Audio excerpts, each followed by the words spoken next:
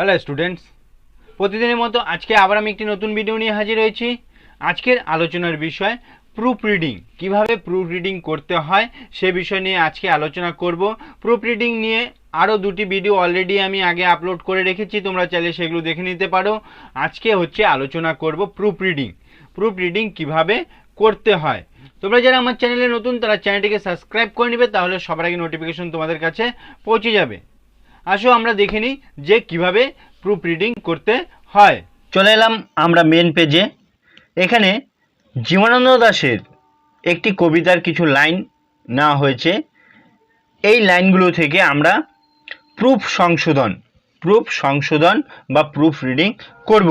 সেটি কিভাবে করব সেটি দেখানোর জন্যই কিন্তু আমি আজকে এই লাইনগুলো নিয়েছি। প্রথমে আমাকে কি করতে হবে, এটি ভালো করে পড়তে হবে। কি লেখা রয়েছে? আবার আসিব কিরে, আবার আসিব কিরে, এটা কিরে হবে না, ফিরে হবে। ধানসিঁড়িটির তীরে এই বাংলায়, হয়তো মানুষ নয়, হয়তো বা শঙ্খচিল শালিখের বেশে, হয়তো ভোরের কাক হয়ে এই কার্তিকের নবান্নের দেশে, কুয়াশার বুকে ভেসে একদিন আসিব এ কাঁঠাল ছায়ায়।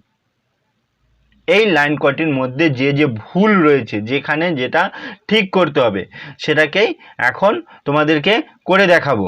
তার প্রথম লাইনে কি রয়েছে? আবার আসিব কিরে, কিরে এই ক কথাটা থাকবে না, এখানে হয়ে যাবে ফ। এটা কি হয়ে যাবে? ফ। ক কথাটা থাকবে না, কয়ের বদলে হয়ে যাবে ফ। ফ লিখে কিন্তু একটা স্ল্যাশ দিতে হবে, ফ লিখে একটা স্ল্যাশ দিতে লাগবে, তাহলে কয়ের বদলে হয়ে যাবে ফ। তারপরে ধানসিঁড়িটির তীরে এই বাংলায়, ধানসিঁড়িটির তীরে এই বাংলায়, তাহলে এই যে তীরে, তীরে কথাটার পরে কিন্তু একটা হাইপেন হবে, এখানে কিন্তু একটা হাইপেন দিতে হবে।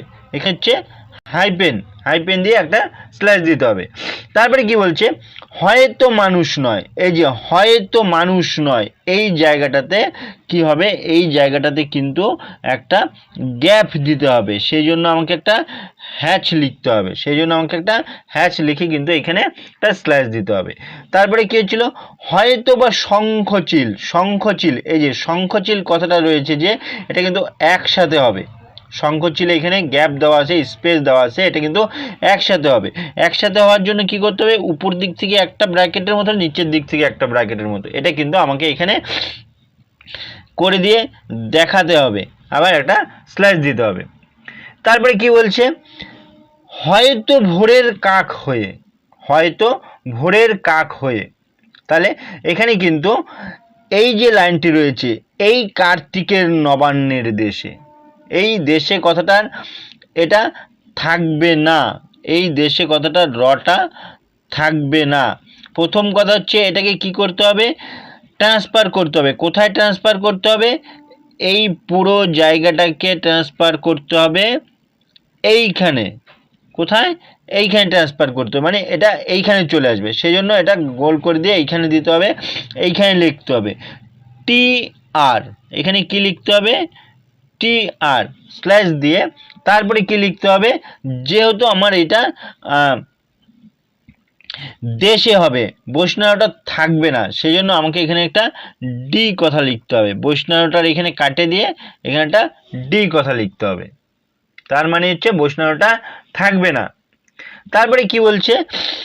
কুয়াশার বুকে ভেসে একদিন, কুয়াশার বুকে বুকে ভেসে একদিন, এই যে এইখানে এ আছে, এ কিন্তু এখানে একটা এ ক হবে, এখানে একটা কি হবে? ক। এখানে একটা ক হবে, এইখানে অ্যারো দিয়ে এইখানে কিন্তু ক কথাটা আমাকে দেখাতে হবে, ক কথাটা আমাকে দেখাতে হবে, এখানটা স্ল্যাশ দিতে হবে, ক কথাটা দেখাতে হবে। একদিন আসিব এ কাঁঠাল ছায়ায়, একদিন আসিব এ কাঁঠাল ছায়ায়, এখানে যে কাঁঠাল কথাটা রয়েছে, এই কাঁঠাল কথাটার মধ্যে একটা চন্দ্রবিন্দু বসবে। এই যে কাঁঠাল কথাটা আছে এইখানে কিন্তু একটা চন্দ্রবিন্দু হবে, এখানে ক লিখে, ক লিখে কিন্তু উপরে একটা চন্দ্রবিন্দু, একটা চন্দ্রবিন্দু হবে। এটা আমাকে এখানে লিখে দেখাতে হবে। প্রত্যেকটা সংশোধন করার পরেই কিন্তু একটা স্ল্যাশ চিহ্ন ব্যবহার করতে হবে, কারণ যদি আমার দ্বিতীয় আরও কোনো কিছু লিখতে হয় তাহলে কিন্তু সেটা হচ্ছে স্ল্যাশের পরে লিখতে হবে। আর হচ্ছে আরেকটি বিষয়, যেটি হলো একটা লাইনে যখন অনেকগুলো ভুল থাকে, একটা লাইনকে ঠিক অর্ধেক করে নিতে হবে, অর্ধেক করে নিতে হবে। যদি অর্ধেকের এই দিকে কোনো ভুল থাকে এই দিকে, তাহলে সেটা সামনে লিখতে হবে। যদি অর্ধেকের পরে কোনো ভুল থাকে তাহলে সেটাকে পিছনে লিখতে হবে। এই বিষয়গুলো কিন্তু তোমাদের মনে রাখতে হবে। আজকে এই পর্যন্তই। যদি ভিডিওটি ভালো লাগে লাইক করো, কমেন্ট করো এবং বন্ধুদেরকে শেয়ার করে দাও।